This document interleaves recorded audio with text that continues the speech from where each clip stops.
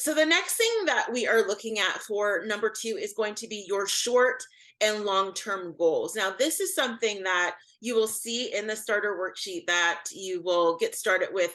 So you're a little bit ahead of the game, but a lot of times study abroad students or prospective study abroad students don't always think about this in this way.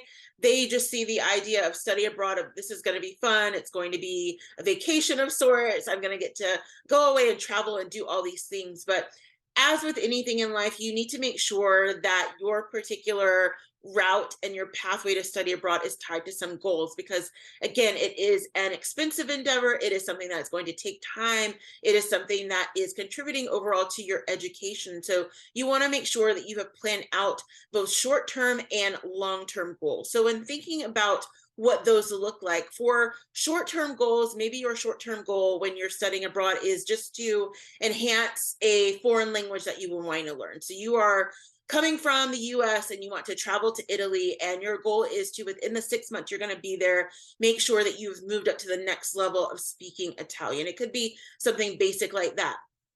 Maybe it is a short-term goal of enhancing your personal network so that for the following summer, you're able to consider internships in different places, or at least say, I've met people from different places and this has been really exciting.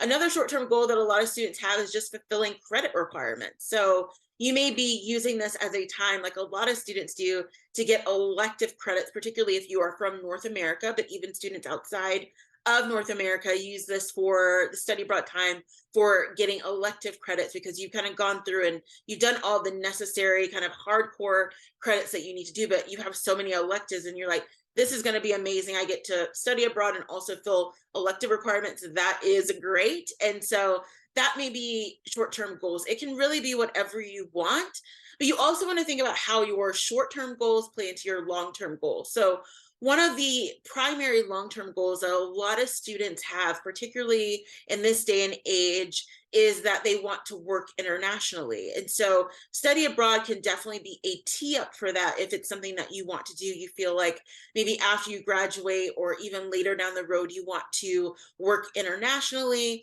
Study abroad is going to give you an entryway to that because, of course, you're going to be there. You're going to get to meet people, maybe make some connections, maybe even internship. And so you have those long lasting connections that you can use further down the road. So that is definitely a prominent long term goal.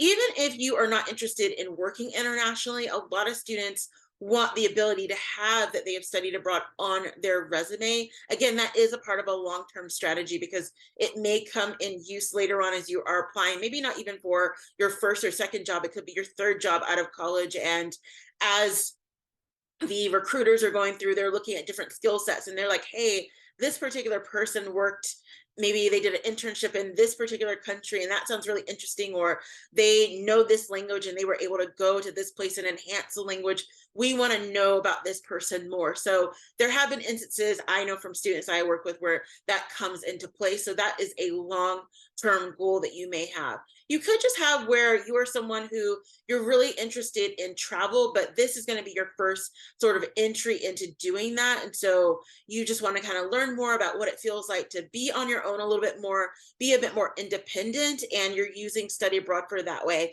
So again, there's no right or wrong answer with your short-term and long-term goals, but that's something that you definitely want to sort of at least have an idea of what they are, because that will help you decide where you want to study abroad. If it is a place that maybe you have no interest in ever visiting again, or it was someplace that you had never even heard of until you started researching study abroad, maybe that particular location is not great for you. Whereas you may want to look at countries or cities or wherever that could be closely related to whatever field you want to go in, or may have lots of jobs afterwards that you could potentially get, or may have different industries where you can, at least while you're there studying abroad, make different connections. And so you want to think of it from that perspective of both your short term and your long term, and definitely use a starter worksheet to sort of synthesize all that and put that together.